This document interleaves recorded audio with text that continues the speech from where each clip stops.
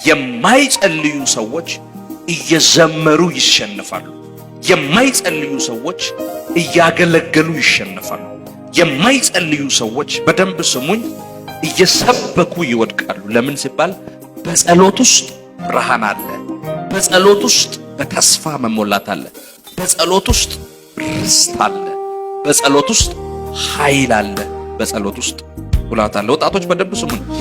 የሚጸልይና የማይጸልይ ሰው ተመሳሳይ መዝሙር ቢዘምር ጉባኤ ላይ የሚታየው የእግዚአብሔር ክብር አንድ አይደለም።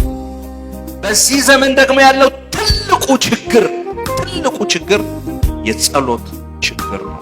እኔ እጅግ በጣም በእግዚአብሔር ቃል ሆኜ መመክራችሁ ይሄንን ነው። ተንበርከኩ፣ ጸልዩ፣ ከእግዚአብሔር ጋር ጊዜ ውሰዱ።